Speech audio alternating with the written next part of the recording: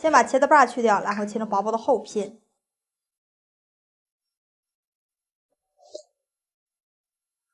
然后再切成长条。切好以后收在盆子里面，在里面加入5克食用盐，杀杀水分。用小胖手给它抓拌均匀。准备1根胡萝卜，清洗干净以后削去外皮。去好皮的胡萝卜切成薄片，然后切成细丝，收起来放到盘子里面。准备1把新鲜的蒜苔，切成小丁。切好以后放在笃传的盘中。茄子呢，杀到这种软塌塌的状态，我们用手一攥的这个水分就已经出来了，像这样就说明杀好了。加入清水，把它的盐分洗掉。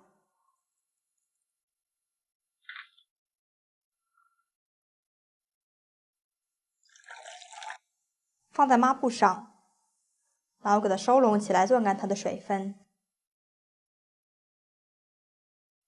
攥干水分以后，放在大碗里面，先给它抓散，像这样就可以了。先给它放在一边。准备2颗祖传的鸡蛋倒入碗中，用筷子给它搅散，然后把鸡蛋液倒在茄子里面，加入蒜苔丁、胡萝卜，先给它搅拌均匀。搅拌均匀以后，我们来调一下味道，加入2克的食用盐，加上1勺蚝油，五香粉多来一点，加入1勺管酸钠，芝麻香油多来一点会更香。在里面加入一点面粉，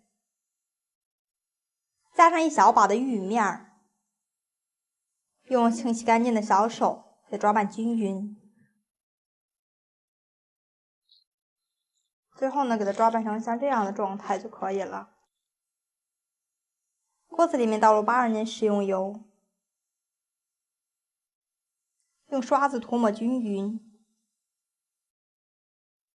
油温烧热以后，加入茄子面糊，快速的给它按压成饼。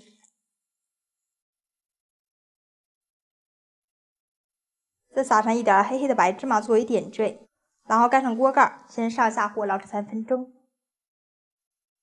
趁着烙饼的时间呢，我们炸点大蒜。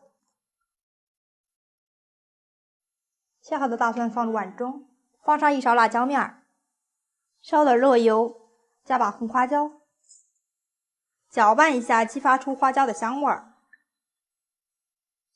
把热油浇到蒜末上，激发出它的香味儿。快速的搅拌均匀。哇，好香啊！加入2勺生抽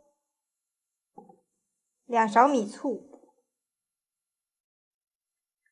，1勺芝麻香油，1勺白芝麻，搅拌均匀，这个万能料汁就调好了。现在3分钟左右呢，已经熟了。我们准备2个不一样的铲子给它出锅。趁它不注意的时候，放在案板上，用刀切成自己喜欢的形状就可以了。这个外皮切上去好脆呀！